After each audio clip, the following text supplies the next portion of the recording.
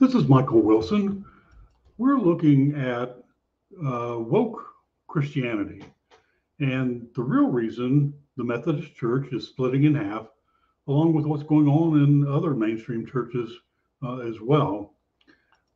Typically, woke Christianity is a term that some people use to describe a version of Christianity that is influenced by the ideas of critical race theory or CRT and social justice activism. And woke Christians or progressive Christians claim to be aware of the systemic oppression and discrimination that affects various groups of people and especially racial minorities, and seek to challenge and change those structures in the name of the gospel.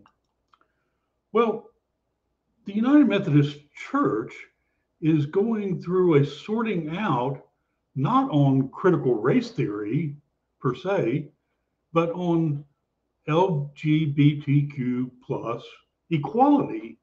And it's also occurred in other mainline denominations as well.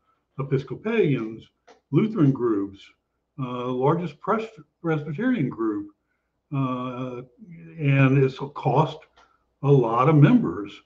So the more liberal, progressive, woke United Church of Christ is splitting in half, and it's due to disagreements not over critical race theory, but over the ordination and marriage of LGBTQ plus United Methodists.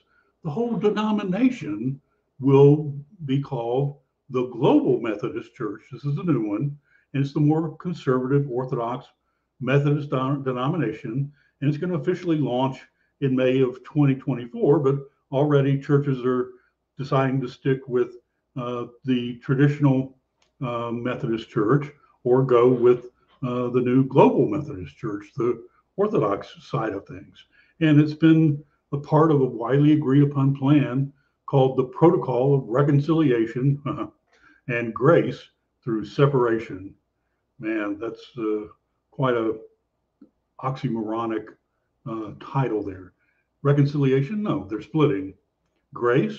I don't know. There are pretty heated feelings around all of this.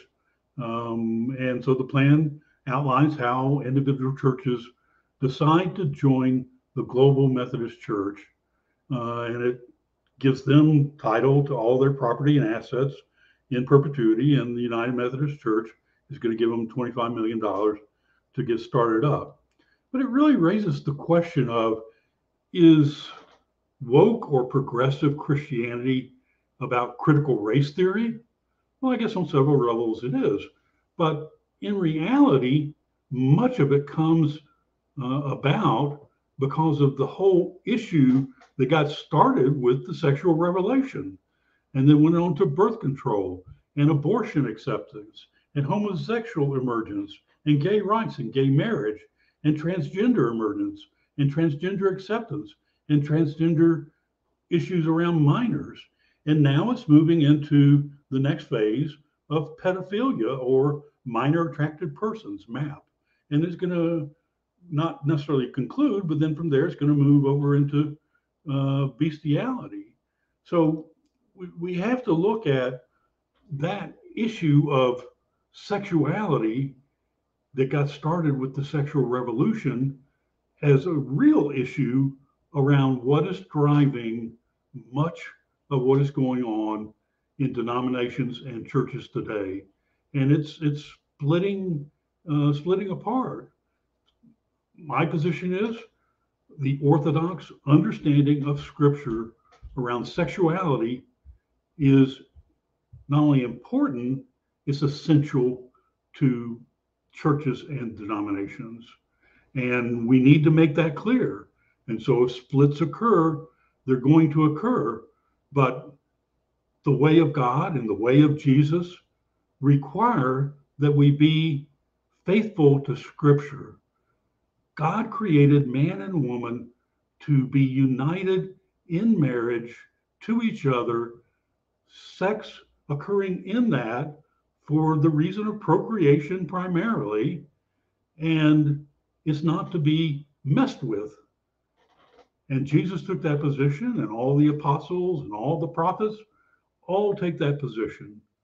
So, yes, there's critical race theory. And then there's the real issues of, do we believe scripture? Do we believe God's purpose for marriage and sex and families and procreation or not? So we're going to be continuing to dive into this, but just want to kind of tee up to begin with here what's really going on with the Methodist Church, and it's not critical race theory.